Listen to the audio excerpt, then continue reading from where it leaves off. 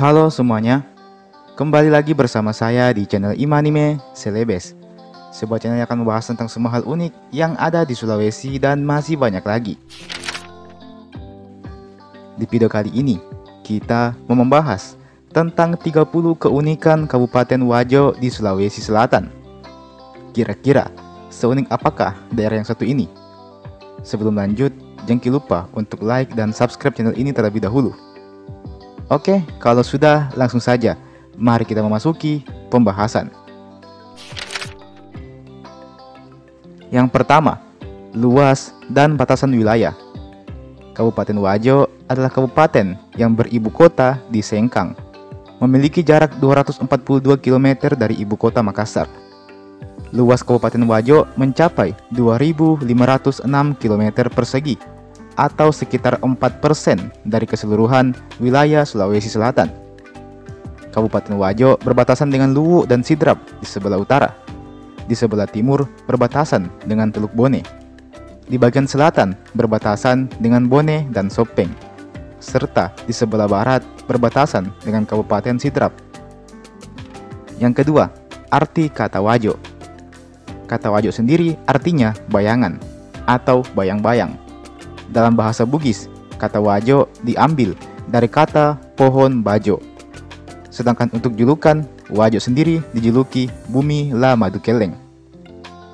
Yang ketiga, siapa itu La Madukeleng?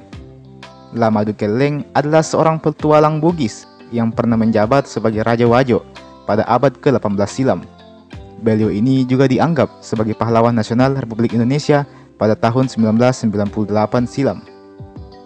Yang keempat, kontroversi La Madukeleng. Sekalipun La Madukeleng mendapat gelar pahlawan nasional dan sangat dihormati di Wajo, nyatanya kasus La Madukeleng ini 11-12 dengan pahlawan asal Bone, Arung Palaka, di mana terdapat dua kelompok berseberangan yang menilai dirinya. Di satu sisi, La Madukeleng dianggap sebagai sosok penghasut perang dan juga sebagai orang yang tidak mengindahkan aliansi Telum Pocoe, sebuah aliansi kerajaan Bugis yang anggotanya adalah Wajo, Bone, dan Sopeng. Selain itu, La Madukeleng dianggap telah banyak membunuh rekan-rekan sedaerahnya ketimbang orang Belanda itu sendiri. Yang kelima, meski begitu, masih ada kelompok lagi yang menilai bahwa La Madukeleng ini telah mendapat gelar dari kerajaan Wajo sebagai Peta Pamaradeka Ingi Wajo, sebuah gelar yang diberikan kepadanya karena telah berhasil memerdekakan Wajo kala itu dari POC yang bekerja sama dengan Bone. Memang agak rumit menceritakan kisah ini, karena Bone dulunya sempat beraliansi dengan POC, sedangkan Wajo adalah rekan dari kerajaan Goa. Sedangkan Goa dan POC adalah dua musuh buyutan. Jadinya, La Madukeleng sebagai orang Wajo pasti telah banyak membinasakan orang-orang Bugis dari Bone dan sekitarnya yang beraliansi dengan POC. Hal ini senasib dengan Arung Palaka dari Bone, yang telah banyak membantai orang-orang Goa maupun Wajo yang kala itu beraliansi dengan POC. Jadi mau bagaimana lagi? Belum ada Indonesia waktu itu, semuanya masih kerajaan dan semuanya berpatokan pada kepentingan kerajaannya masing-masing. Yang keenam, asal-usul daerah Wajo. Ada banyak kisah tentang awal mula lahirnya kerajaan Wajo ini. Satu yang paling populer diangkat dari kisah Putri Tandampalik, seorang putri cantik dari Luwu yang diasingkan ke suatu daerah karena menderita sebuah penyakit. Daerah tempat dia diasingkan ini bernama Tosora. Singkat kisah, Putri Tandampalik ini akhirnya sembuh. Lalu kemudian datanglah seorang pangeran dari Bone, ada juga yang bilang dari Sopeng. Mereka berdua saling jatuh cinta, lalu kemudian menikah, dan lahirlah anak mereka yang kemudian menjadi raja-raja di daerah Tosora ini, yang kemudian berganti nama menjadi Wajo di masa berikutnya. Yang ketujuh, apabila kita merujuk pada sejarah dan kebudayaannya, maka Wajo adalah daerah bercorak Bugis. Kerajaan Wajo dulunya juga merupakan kerajaan Bugis. Itulah mengapa suku Bugis dan bahasa Bugis menjadi suku dan bahasa mayoritas di wilayah Wajo ini. Yang kedelapan, Kabupaten Wajo didominasi oleh masyarakat beragama Islam dengan persentase mencapai 97,62%, disusul Hindu dengan 0,36%, Kristen Protestan 0,25%, serta Kristen Katolik dengan hanya 0,03%. Yang kesembilan, sekarang mari kita menuju ke tempat wisata yang ada di Kabupaten Wajo ini. Satu nama yang paling tersohor adalah Danau Tempe. Danau Tempe terletak di Desa Salotenga, Kecamatan Sabang Paru, dan menjadi danau terluas kedua di Sulawesi, dengan luas mencapai 350 km persegi, dengan kedalaman mencapai 5 meter. Yang ke-10, tahukah kalian kalau dulunya banyak warga yang membuat rumah terapung di atas Danau Tempe ini?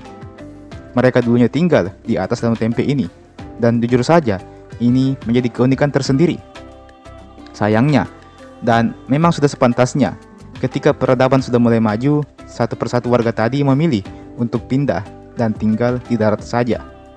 Hingga saat ini, hanya tersisa belasan rumah terapung saja yang ada di Danau Tempe ini, dan tentu akan semakin berkurang dari tahun ke tahun. Mempertimbangkan masalah keselamatan, maka saya rasa ini bukanlah hal yang patut disesalkan. Yang ke-11, di Wajo juga terdapat bukit bernama Bukit Kalola yang menyuguhkan pemandangan yang indah dengan rumput hijau. Bukit Kalola ini terletak di Desa Kalola, Kecamatan Maniang Pajo. Di bawah bukit ini, kita bisa menyaksikan Waduk Kalola yang berfungsi untuk mengairi sekitar 600 hektar sawah di Kabupaten Wajo. Yang ke-12, air terjun Sumpang Puli. Bagi kalian yang suka dengan objek wisata underrated atau hidden game, maka objek wisata ini menjadi jawabannya.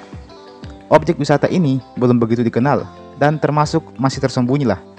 Berada di Desa Awo, Kecamatan Kera, air terjun ini belum dijamah banyak orang, jadi kesan aslinya masih sangat terjaga.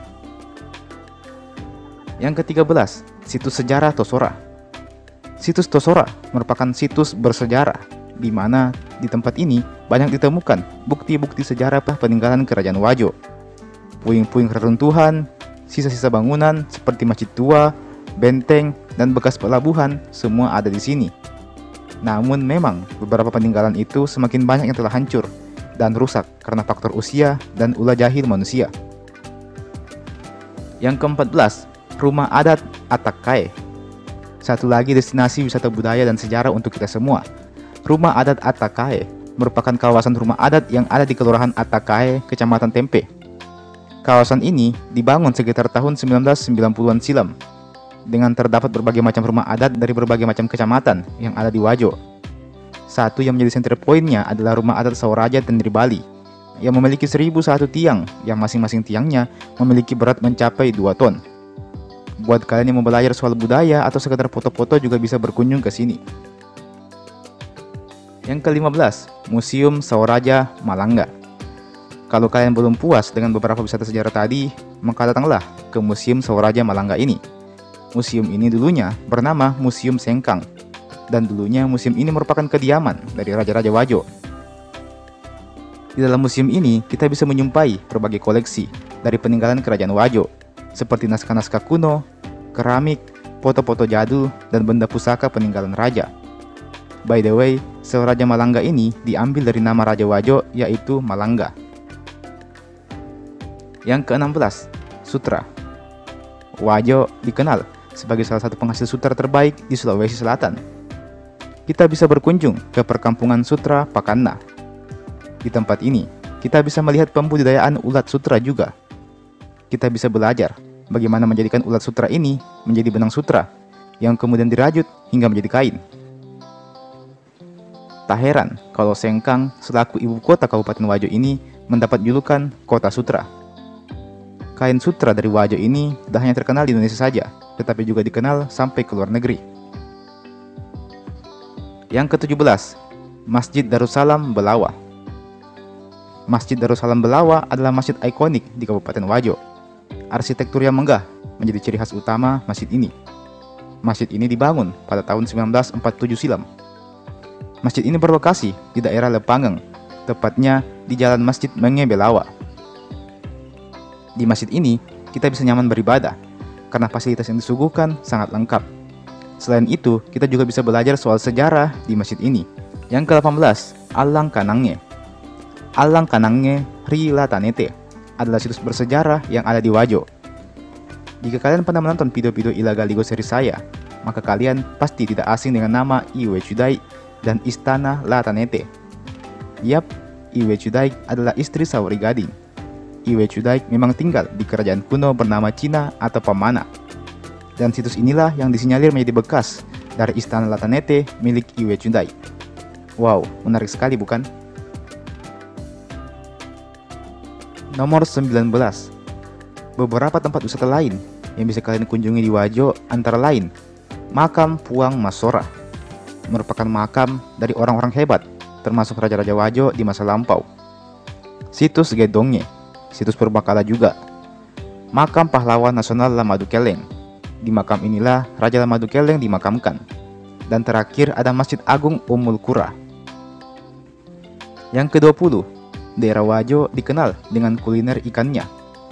Ikan bakar dan lawak bale Wajo menjadi dua di antaranya. Mengapa ikan? Karena di Wajo ada Danau Tempe yang menjadi tempat tinggal jutaan ikan yang bisa kita santap. Memang, olahan ikan khas Wajo ini punya cita rasa tersendiri. Satu yang paling populer adalah ikan bakarnya. Untuk lawak bale Wajo sendiri, merupakan olahan ikan mentah yang dibersihkan, dipotong-potong, lalu dilumuri dengan perasan jeruk nipis, cabai, dan kelapa parut. Kuliner ini amat populer, utamanya di bulan Ramadan. Yang ke-21, Tari Bosara. Tari Bosara adalah tari piring ala Wajo, di mana para penari akan membawa piring khas Sulawesi Selatan yang bernama Bosara. Lalu di atas piringnya diletakkan beberapa kue-kue tradisional. Yang ke-22, kenapa banyak penenun di Sengkang? Sengkang merupakan kota tenun. Kain sutranya dikenal luas sampai ke penjuru dunia. Lalu, dari mana orang-orang ini belajar menenun? Rupanya berasal dari kepercayaan zaman dulu, di mana dulu kalau ada perempuan yang tidak pandai menenun, maka dia belum dianggap sebagai perempuan sepenuhnya. Maka dari sinilah orang-orang tua zaman dulu selalu mengajarkan anak-anak perempuannya untuk menjadi seorang penenun. Dan alhamdulillahnya, budaya ini terus mengakar sampai sekarang. Alhasil, kain sutra hasil tenun masyarakat Sengkang ini menjelma menjadi daya tarik dari Sengkang maupun Wajo itu sendiri. Jadi itulah pentingnya menjaga warisan budaya, bisa jadi aset di masa depan. 23. Kerajaan Wajo. Di awal tadi, kita banyak membahas tentang kerajaan Wajo. Mari kita ulas secara singkat kerajaan Wajo ini. Jadi, Wajo ini dulunya beraliansi dengan Luwu. Lalu kemudian, Wajo juga sempat beraliansi dengan Bone dan Sopeng, rekan sesama kerajaan Bugisnya, dan membentuk nama Telumpo Choe. Sayangnya, tujuan utama Telumpo Choe ini adalah untuk mengalahkan Goa, dan mereka gagal melakukan itu. Wajo pada akhirnya menjadi bagian dari Goa dan meninggalkan Sopeng dan Bone. Yang ke-24, meski begitu, pada akhirnya kerajaan Wajo dan Goa berhasil ditaklukkan oleh Bone dan POC. Barulah di era Lamadukeleng ini, kerajaan Wajo resmi membebaskan dirinya dari jeratan POC. Yang ke-25, tahukah kalian kalau Wajo ini sudah ada sejak tahun 1400-an silam? Meski begitu, Wajo kala itu memang bersistem kerajaan.